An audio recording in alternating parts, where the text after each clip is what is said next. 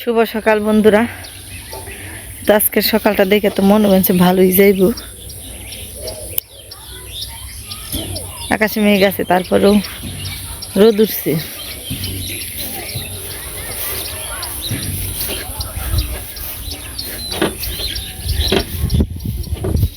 তো চলছি সবচেয়ে কঠিন কাজ। এই কাজগুলো মানুষে পছন্দ করে না দেখি, যখনই আমাদের এই কাজের ভিডিওগুলো দেই মানুষে বেশি দেয় না, বুঝি না। অথচ সবচেয়ে কষ্টের এবং কঠিন কাজগুলো কিন্তু এখনই এই ধান কাটার কাজটা যে কঠিন আর এত পরিশ্রমের এত কষ্টের, তা হয়তো বা ভিডিওতে দেখিয়ে বা কইয়া শেষ দিয়ে পারব না। তো এই তো কালকে রাত্রে এই পর্যন্ত কাজ থুয়ে গেছিল। এই যে আটিগুলো রয়েছে, কত মাসে অনেকগুলো আটি ওই পাশে নিচে, তারপরেও রয়ে গেছে। এখন এলাম এই যে কাগজ উল্টাইলো, পলিথিনটা ঢেকে রাখা হয়েছে। এখন এগুলো ছড়িয়ে দিব। মাটিটা একটু এই যে বৃষ্টি হয়ে নরম হয়ে গেছে। তা ভালো লাগার কথা হলো কালকে রাত্রে থেকে এই পর্যন্ত বৃষ্টি হয়নি। এখন কী হবে জানি না, এই জলগুলো কি শুকাইব নাকি তাও ঠিক জানি না। শুকাইলে তো কপাল ভালো, ক্ষেতের হুকিবের পারমু। আর এই নিচে যদি জল থাকে তাহলে কিন্তু এই উঁচার দ্বারও এই মাটির রসটা একটু কম ধারণ শক্তি থাকে। আর নিচে যদি জল না থাকে তাহলে এই উপরের জায়গাটাও তাড়াতাড়ি করে শুকিয়ে যায়।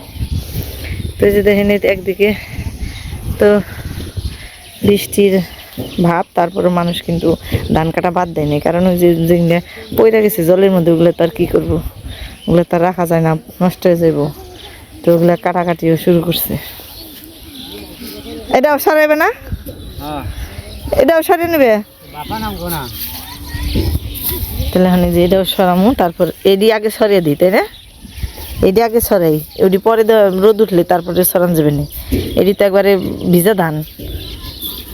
কি কও, কিছু কম না কে কবে নিছি তোমার? এই দিয়ে আগে সরাই, উডি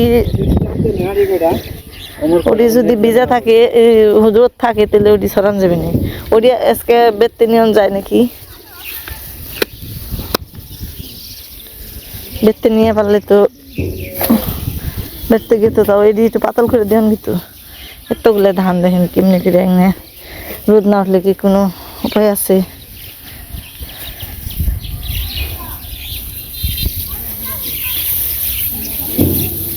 তো সবচেয়ে ভয়াবহ কষ্টের সময় এলো এখন, একবারে যুদ্ধের মতো শুরু হয়েছে আমাকে। ধানগুলো দেখাই কতগুলো ধান। পাখিরে খা তো ওই তো সময়।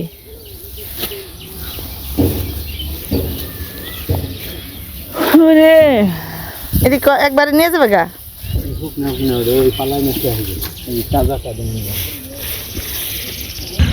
তো এই যে দেখেন ধান এইগুলো একবারে ভিজে জলের নিচে পড়ে গেছিল গা। এই যে একবারে ভিজে, এই ভিজে ধান যদি রোদ না ওঠে কেমনি উদ্ধার হইব।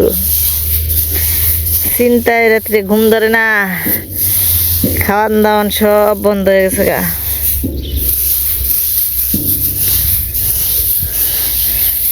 এই ধান তো খালি আমাকে এরকম না, সবারই এরকমই মানছে।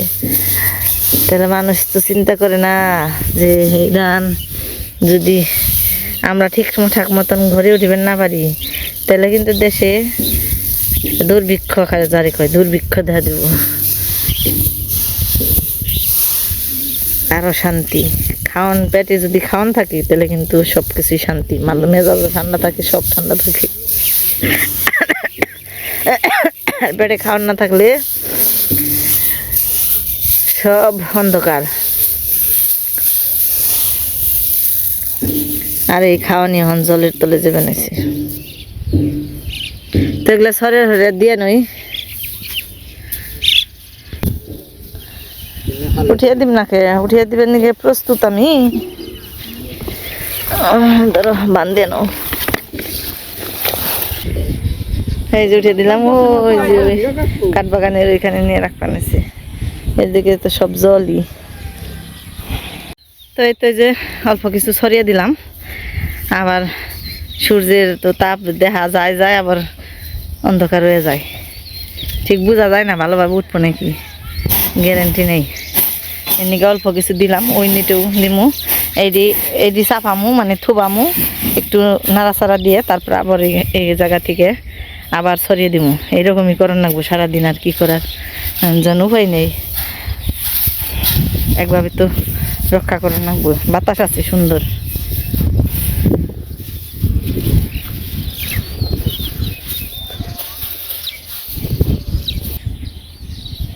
এই মাথা আমি কি চাপান লাগবো এই জায়গায়? এবারে যে এই কত ময়লা থাকে ধানের মধ্যে, এইগুলা নিয়ে আবার ওই জায়গায় দিয়ে দিই, তাই ঝাঁকি দিয়ে দে, ধানগুলো আগলা করান যাইব। এই যেগুলোর মধ্যে প্রচুর ধান, এই যে অনেক কষ্টের কাম এগুলো।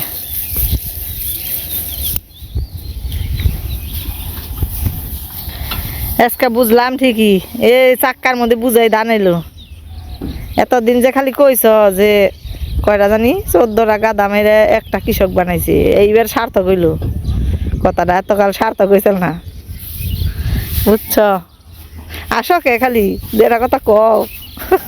আমার কথা সব কই আলি বানাইছে, আমার তো ফাঁকাই দাও না। আমার কথা তুমি কতে, আমি আর আশা ছাড়ার কি আছে? তাও ওইটাই অন্তরের আশা না তো, দাঁত বের করা, বুকে কষ্ট, ধান হুকি আর বানাই নাই, তারপরে দাঁত বের করে থাকুন নাকি সমাজে চলতে হইলে। সূর্য মামা দাঁত দাঁড় করে না, তুমি দাঁত দাঁড় করো না। তোর বোনে আমার দেহা দেই বাকি, কিংবা বেঁকে দেহা দিই আমারও করো। সূর্য মামা যদি একটু আসতো তাহলে তো আমাকে ওই অবস্থাটা হইতো না। কি আমাকে খালি একা ব্যক্তি রূপ না ওইটা করছে, দেখে নিগে সবার নিগেই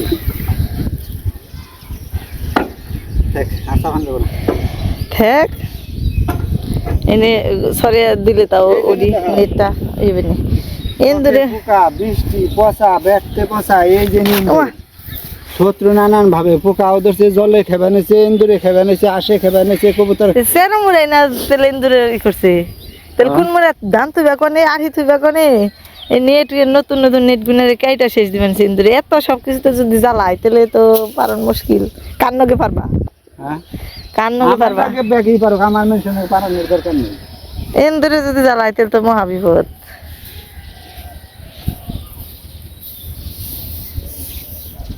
আবার গাবলা এখন যাও? ও বড় রাখো কি গাবলা বড়টা তেলবান উমরে, আর আমি আল্লাহ মনে মনে বড়, তাই তো বুঝি না। ধান না তো আত্মীর না দা আত্মীতে কলা খায়, যেরকম না দেয় সেরকম অবস্থা হয়ে গেছে গা বৃষ্টিতে। এত কথা কোন থেকে কো, এত কাম করে বানাইছি গো, আজকে 20 টাকা কয় না দাও না, 20 টাকা এত কাম করে তো কথা আহে কোন থেকে? মেনসে কয় গরিবের বেতে আত্মীর পারা, আমার তো আত্মীর পারা না, আত্মীর না দাও হয়েছে।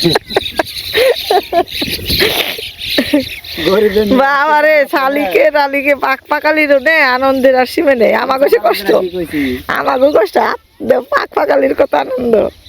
আমি কি কইছি শুনছ, মেনসে কয় যে গরিবের বেতে রাত্রির পারা পড়ছে, ভাগ্য ভালো, আর আমার বেতে পারা হতো না, আমার না দাইছি ভগবান দেও না, যে অবস্থায় যে একবার এগুলো সব এলুম জলের তলে পড়ে গেছাল, এই অবস্থা।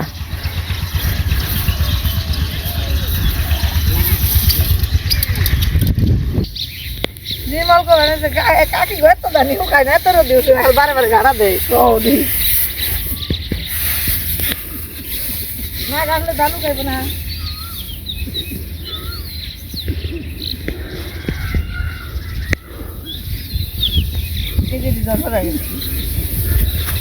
বাতাস আছে, বাতাসে রোদ না, বাড়ি যাও নক্ষরে,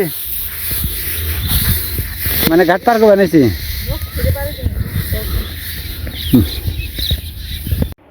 তো এই যে সারাদিন তো ধানের কাজ করবার নিয়েছি, এই যে দুয়ার ভর্তি ধান, আবার বাড়ির নিচে থেকে ধান এনে দুয়ারেও আবার কিছু দিলাম, আর এই যে এদিকে পুত্র হয়ে পড়ছে পরীক্ষা দিয়ে, আজকে অঙ্ক পরীক্ষা গেল। তো হ্যাঁ, গরমের মধ্যে এত রোদ্রের মধ্যে আজকের খাওয়ান হইলো সেরা খাওয়ান, এটাই তো কয় খাওয়ান। জোর কলা, বিচি কলা দিয়ে জোর মরিচ, কাঁচামরিচ, পান্তা ভাত, এর নাগাল খাওয়া কের আছে? কামের দিন অরিজিনাল খাবার এটা। কোনো রান্না বাড়ি নেই, একবারে এই যে বড় এক পেটে একবারে রান্ধে নইছি পান্তা ভাত। দিনের মতো রাঁধছে, আর এর মধ্যে কোনো রান্না বাড়ি নেই, খালি জিনা দিয়ে খাওয়া হবে, জিনা ভাত দিয়ে। কাল জল বদলে দেবো। আজকে রোদ উঠেনি, মনটা একটু আনন্দ, মনে আনন্দ লাগছে রোদ দেখে। কম নাক বানাইছে, তাহলে যত পরিশ্রমী থাক, যদি কাজ হয়, সফলতা হয়, তাহলে কিন্তু পরিশ্রম মনে হয় না। তো আজকে রান্না বাড়িও নেই, মসুর বাসনা বেড়েছে। শুধু এই পান্তা ভাত খাওয়া আর মন না গিয়ে কাজ করা। তো এতদিন পর রোদরা উঠছে, এত দুঃখের রোদরা একটু প্রমাণ রেখে দিই। এই যে দেখেন কি সুন্দর রোদ।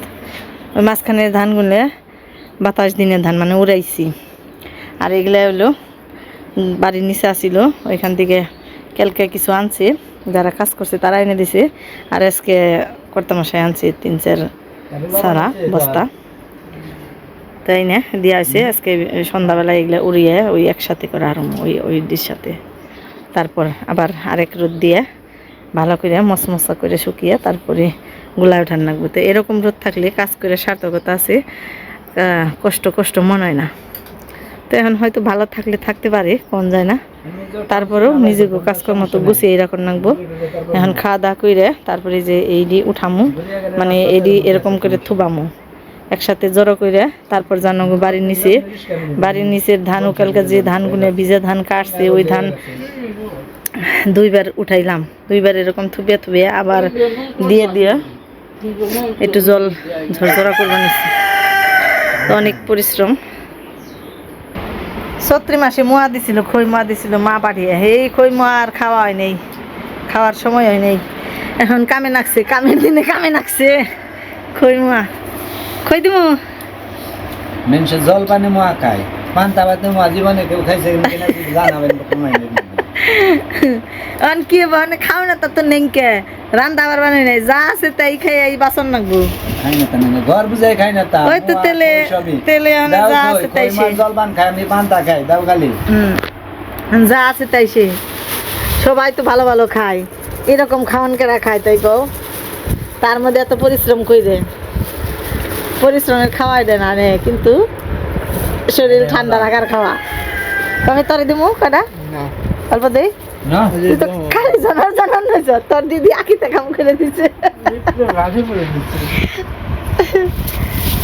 শব্দ করে মুয়ার মধ্যে। আর নেই একটাই, ওই 2টাই আসাল, আর নাই রে।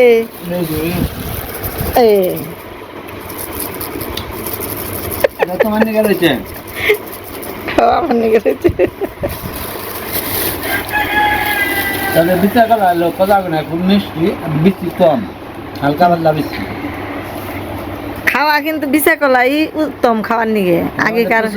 আগেকার মানুষে বিছা কলাই খাইছে, এগুলোর মধ্যে কোনো তো ওই মেডিসিন দিয়ে পাকান নাকি না, নেকাই পাকি গাছের দিকে। তো এটাই হলো ভালো কলা। তো আমার আবার বিচি কলা দিয়ে পান্তা ভাত ভালো লাগে, অন্য কলা খেয়ে না খেই। তখন খাওয়া দাওয়াটা শেষ দেই দুপুরবেলার, তারপরে তো কাজ আর কাজ খালি।